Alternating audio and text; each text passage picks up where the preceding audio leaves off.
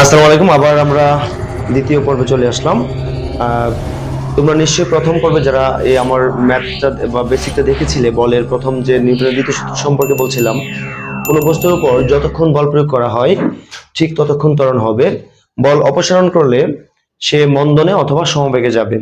যারা প্রথম ভিডিওটা দেখোনি তারা একটু দেখে আসতে পারো। তাহলে আমরা এই যে প্রথম যে অংশটুকু বেসিকটা পড়িয়েছি, এটার এখন অ্যাপ্লাইটা আমরা এখানে একটা অঙ্কের মাধ্যমে করতে চাচ্ছি। তোমরা দেখো, আমি একটা একটা অঙ্ক এখানে লিখেছি যে 20 কেজি ভরের একটি স্থির বস্তুর উপর 50 নিউটন বল 10 সেকেন্ড যাবত প্রয়োগ করা হলো এবং ঘর্ষণ বল 10 নিউটন রয়েছে। তাহলে আমরা যদি এটা করা হয়, তা আমরা যে বেসিকটা অলরেডি আমরা অর্জন করেছি যে যতক্ষণ বল প্রয়োগ করা হবে ততক্ষণ ত্বরণ হবে। তাহলে আর চিত্রটা কেমন হবে, আমি একটু চিত্রটা আঁকাই। এটা হচ্ছে ব্যাগ, এটা হচ্ছে সময়। ব্যাগ সময় লেখচিত্রে সে 10 সেকেন্ড যাবত বল প্রয়োগ করা হয়েছে, তার মানে 10 সেকেন্ড তার ত্বরণ হবে। এই হচ্ছে 10 সেকেন্ড। 10 সেকেন্ড পরে আমরা বলেছিলাম, তোমরা সবাই এটা জানো, যে বল প্রয়োগ 10 সেকেন্ড করা হয়েছে, 10 সেকেন্ড ত্বরণ হবে। এরপরের সময়টুকু সমবেগে যাবে অথবা মন্দনে যাবে। যদি ঘর্ষণ থাকে তাহলে মন্দনে যাবে। যেহেতু ঘর্ষণ বল এখানে আছে, তাহলে পরের অংশটুকু সে মন্দনে যাবে। কারণ 10 সেকেন্ড বল প্রয়োগ করা হয়েছে মানে কি, এরপরে আর কোনো বল প্রয়োগ করা হয়নি। সে সমবেগে যাওয়ার কথা ছিল, কিন্তু ঘর্ষণ বল থাকার কারণে তার বেগটি কমিয়ে মন্দনে চলে আসছে। এই যে আমরা দুটো রেখা পেলাম, আমাদের ও এ রেখা আর একটা ও বি রেখা। জাস্ট এম এর মান দেওয়া আছে 20 কেজি। আমরা জানি গতির সকল কিছু, ইচ এন্ড এভরিথিং ব্যাখ্যা করার জন্য আমাদের যে রাশিগুলো প্রয়োজন, এস ইউ ভি এ টি, অর্থাৎ যদি আমি এই রাশিগুলো সম্পর্কিত সবকিছু জানতে পারি, অর্থাৎ আমরা এখানে সমগ্র অংশে দূরত্ব, আদি বেগ, শেষ বেগ, ত্বরণ এবং সময় এগুলো জানতে পারি, তাহলে আমাকে যে কোনো প্রশ্ন করা হোক না কেন, আমরা খুব সহজেই এখান থেকে আমরা যে কোনো প্রশ্নের উত্তর খুঁজতে পারবো। তাহলে আমরা দেখি এখন কেমন করে এখান থেকে সবগুলো প্রশ্নের উত্তর খোঁজা যায়। আমরা নর্মালি এই যে দুইটা অংশ হয়েছে, তোমরা জানো প্রথম দ্বিতীয় সূত্রের যেটা প্রথম কথা ছিল যে বল সমান সমান আমরা কি করে ত্বরণ ঘটাই। সুতরাং নিউটনের দ্বিতীয় সূত্র অনুযায়ী আমরা কি লিখতে পারি, এফ সমান সমান এম এ। তোমরা জানো এই এম এ হচ্ছে কার্যকর বল। কার্যকর বল, এই এফ কে আমরা প্রযুক্ত বল বলি, আবার এটাকে আমরা কার্যকর বল বলি। প্রশ্ন হচ্ছে, স্যার প্রযুক্ত বল আর কার্যকর বল একই কথা কেন লেখা হয়? তুমি জানো এখানে যদি 20 নিউটন বল প্রয়োগ করি, আর এই 20 নিউটন বলকে যদি কেউ বাধা না দেয়, কোনো ধরনের বল যদি ক্ষতিগ্রস্ত না হয়, অর্থাৎ উল্টা বল সৃষ্টি না হয়, তাহলে পুরো 20 নিউটন বলে কাজে পরিণত হয়। ফলে আমরা 20 নিউটনকে প্রযুক্ত বলি এবং 20 নিউটনকে আমরা কার্যকর বল বলি। যেহেতু যদি এখানে এমন হয় যে একটা বস্তুর উপর, ধরো একটা 20 কেজি ভরের বস্তু, আমি 20 নিউটন বল দিক থেকে প্রয়োগ করলাম, উল্টা দিক থেকে যদি আমি এই বল প্রয়োগ করছি গতি বৃদ্ধি করার জন্য, উল্টো দিক থেকে যদি 5 নিউটন বল গতি হ্রাস করার জন্য কেউ করে, তাহলে কার্যকর বল হবে 20 নিউটন করেছি, 5 নিউটন বাধা দিয়েছে, সুতরাং কার্যকর বল হবে 20 - 5 = 15 নিউটন। আমি বিয়োগ করে দিই নাই, আমি যোগ করছি লব্ধি বল। এখন বলতে পারো, স্যার বিয়োগ যোগ করছেন এটা বললেন কেন? খেয়াল করো, আমরা যদি 20 নিউটন যদি পজিটিভ ধরি, বল যেহেতু ভেক্টর রাশি, আর 5 নিউটন হচ্ছে নেগেটিভ, উল্টা দিকে বল, ফলে যোগ করলেও কিন্তু তাই হয়, 20 + -5, ফলে কত? 15 নিউটন।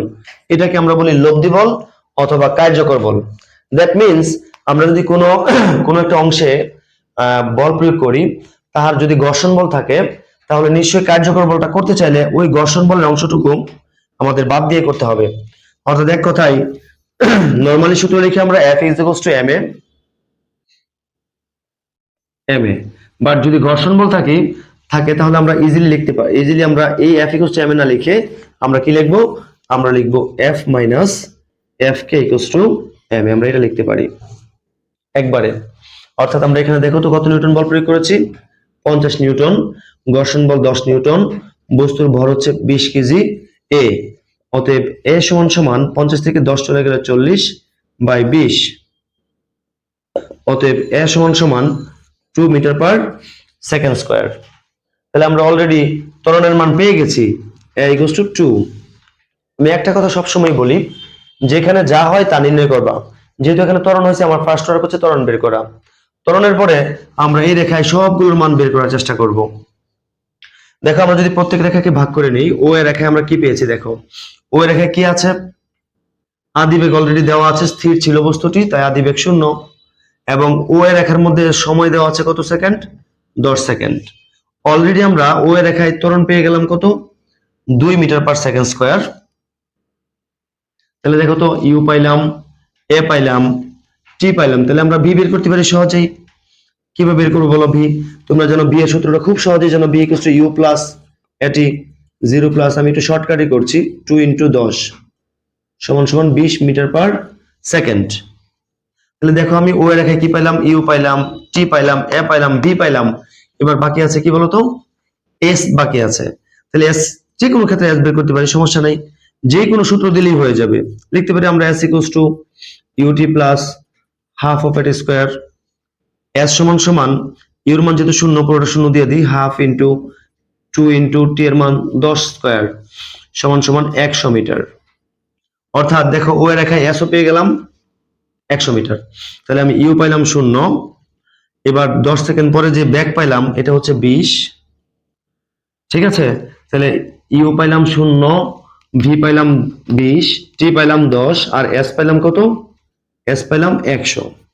দেখো আমি ও এর রেখায় এস, ইউ, ভি, এ, টি সব পেয়ে গেলাম। এবার আসি, আমরা এই অংশটুকু হয়ে গেছে, এবার পরবর্তী অংশের কথা বলি। পরবর্তী অংশে নিশ্চয়ই দেখতে পেয়েছো এখানে মন্দন হচ্ছে, অর্থাৎ এখানে প্রযুক্ত বল অপসারণ করা হচ্ছে। যেহেতু প্রযুক্ত বল অপসারণ করা হচ্ছে, তাহলে আমরা এবি রেখায় যেহেতু মন্দন হচ্ছে, আমরা সবসময় বলি যা হয় তা নির্ণয় করবো। প্রথমে আমাদের ফার্স্ট ওয়ার্ক হচ্ছে মন্দনটা বের করে ফেলা। তবে এর আগে কিছু বেসিকটা আমাদের জানতে হবে। প্রথম অংশের যে শেষ বেগ, নিশ্চয়ই দ্বিতীয় অংশের ক্ষেত্রে সেটা আদি বেগ হবে, নিশ্চয়ই জানো, তাই না? এখানে যেটা শেষ বেগ হয়েছে, এইখান থেকে যেটা শেষ ওর জন্য এটা শুরু। তাহলে আদি বেগ ইউ প্রাইম ধরি 20 মিটার পার সেকেন্ড, এবং এই জায়গায় এসে বস্তুটি থেমে গেছে, তারপরে শেষ বেগ সমান কি ধরবো, 0। তাহলে আমি দেখাই ইউ প্রাইম ইকুয়াল টু জানি কত, u prime equal to 20, b prime equal to 0। যেহেতু এবার থেমে গেছে, মন্দন হয়েছে, আমাদের কাজ হচ্ছে মন্দন বের করা। তাহলে মন্দনের সূত্র এফ কি ছিল, সূত্রটা f minus f k is equal to m a. F এর মান যেহেতু প্রযুক্ত বল অপসারণ করেছে, সুতরাং এফ এর মান 0। এফ এর মান যেহেতু দেওয়া আছে 10, এই যে 10 নিউটন ঘর্ষণ বল 20 ইন্টু এ, অতএব A equal to minus 0.5 metre per second square. খুব গুরুত্বপূর্ণ, মন্দন হয়েছে, আমরা অলরেডি ঋণাত্মক ত্বরণের মান বের করে ফেললাম, মাইনাস 0.5। দেখো ইউ পাইলাম, ভি পাইলাম, এ পাইলাম। তো টিটা আগে বের করি। টিটা বের করতে হবে এমন কোনো কথা না, আমি এসও বের করতে পারবো, তোমার ইচ্ছা। তবে আমি যদি টি প্রয়োজন হয় টি বের করবো, এস প্রয়োজন হলে এস বের করবো, আমি একটার পর একটা করে যাচ্ছি। তাহলে আমরা যদি টি বের করি, এ পাইলাম কত বলতো, এ পাইলাম এখান থেকে মাইনাস 0.5। অতএব টি সমান কি লিখতে, হোয়াট নাকি বলতো, টি সমান কি লিখতে পারি এখানে, দেখো এখানে কি লিখতে পারি, এই সূত্র দিয়ে কি বসে, এটা নিশ্চয়ই গতিতে পড়ে আসছো, F equals to V minus U by T.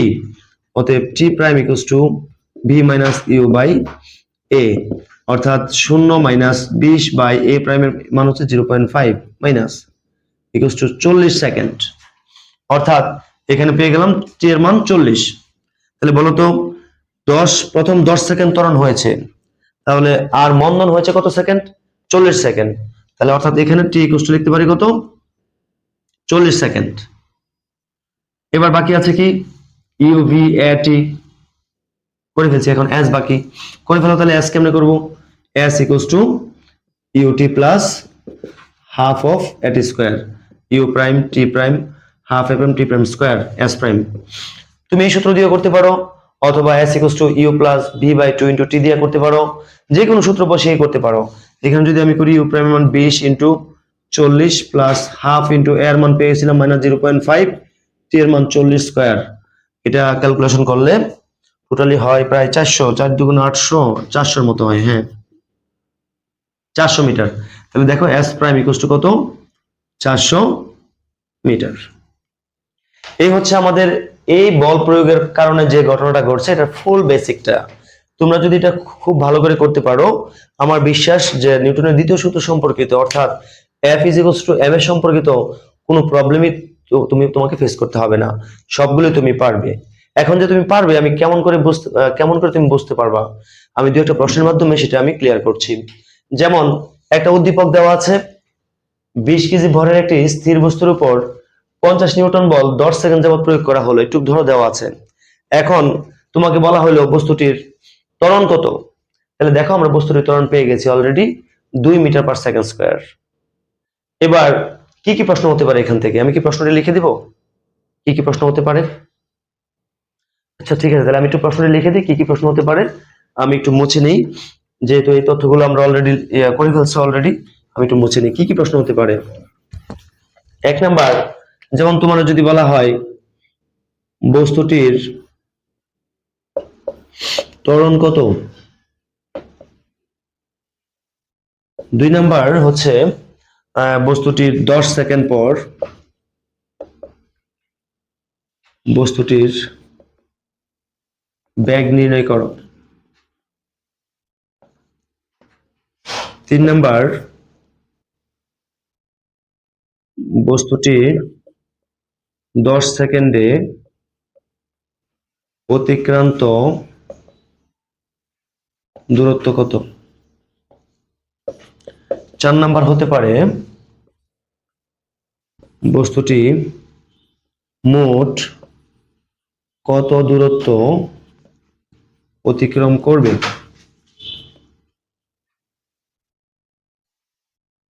5 number কি হতে পারে, বস্তুটি মোট কত সময় পর থেমে যাবে। আরো প্রশ্ন হতে পারে 6 নাম্বার হতে পারে বস্তুটি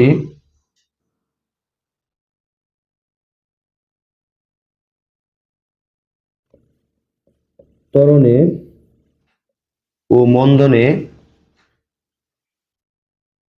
চলার সময় একই কিনা।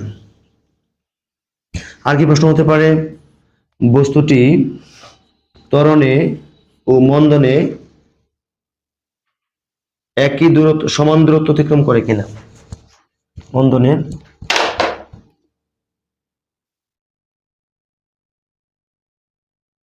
সমান দূরত্ব অতিক্রম করে কিনা। আরো অনেক প্রশ্ন হতে পারে। দেখো আমি এই প্রশ্নগুলোর কতগুলো প্রশ্ন, এগুলোর আমি এক কথায় উত্তর তুমি এটা পারলে সব পারবা। বস্তুটির ত্বরণ কত, বস্তুটির ত্বরণ 2 metre per second square. 10 second পরে বস্তুটির বেগ কত, এই যে 10 সেকেন্ড পরে বস্তুটির বেগ 20 মিটার পার সেকেন্ড। বস্তুটির 10 সেকেন্ডে অতিক্রম দূরত্ব কত, 10 সেকেন্ডে হচ্ছে 100 মিটার। বস্তুটির মোট অতিক্রম দূরত্ব কত, তাহলে 10 সেকেন্ডে পেয়েছি 100, পরের সময় পেয়েছি 400, 100 যোগ 400 মোট হচ্ছে 500 মিটার। বস্তুটি মোট কত সময় পর থেমে যাবে, তাহলে তোমরা জানো প্রথমে ত্বরণে চলছিল 10 সেকেন্ড আর মন্দনে চলছে 40 সেকেন্ড, তাহলে কত হয়েছে, মোট 50 সেকেন্ড পরে থেমে যাবে। বস্তুটি ত্বরণে ও মন্দনে চলার সময় একই কিনা, ত্বরণে চলেছিল 10, মন্দনে 40, একই না। বস্তুটি ত্বরণে ও মন্দনে সমান দূরত্ব অতিক্রম করবে কিনা, ত্বরণে 100 মিটার, মন্দনে 400 মিটার, সমান দূরত্ব অতিক্রম করবে না। সবচেয়ে বেটার অপশন হচ্ছে, এরপরে তোমাকে যদি বলা হয় এই ঘটনা দিয়ে এইটুক বলার পরে যদি বলে তোমরা বল বনাম সময় লেখচিত্র অঙ্কন করো, তাহলে দেখো আমরা এটাকে যদি আমরা এক কাজ করি, এখানে যদি আমরা 40 সেকেন্ডটা না লিখে আমরা 10 সেকেন্ড আরো 40 সেকেন্ড, এখানে কত হবে 50 সেকেন্ড। এই দেখো এটা আমাদের বল বনাম ওইটা যদি করি ব্যাগ বনাম সময় লেখচিত্র অঙ্কন করো, তাহলে আমরা অটোমেটিক্যালি আমরা কি করছি, ব্যাগ বনাম সময় লেখচিত্র অঙ্কন করে ফেলছি। অর্থাৎ তুমি যদি এটা পারো, বলের F ইকুয়ালস টু m এর সংক্রান্ত অর্থাৎ নিউটনের দ্বিতীয় সূত্র সংক্রান্ত কোনো সমস্যায় তোমার আর সমস্যা থাকবে না। আমার পরবর্তী ভিডিওগুলো দেখার জন্য বিশেষভাবে আহ্বান করছি। সবাই ভালো থেকো, সবাইকে আন্তরিক ধন্যবাদ। আসসালামু আলাইকুম। আর আরেকটা কথা, যদি তোমাদের কোনো ইচ্ছা থাকে যে কোনো প্রবলেম হয় ফিজিক্স পড়তে গিয়ে, কোনো বিশেষ কোনো সমস্যা থাকলে তোমরা কমেন্টস করে জানাবা, ইনশাল্লাহ আমি চেষ্টা করব ওই টপিকের উপরে ভিডিও দেওয়ার জন্য। আজ আর নয়, সবাইকে ধন্যবাদ।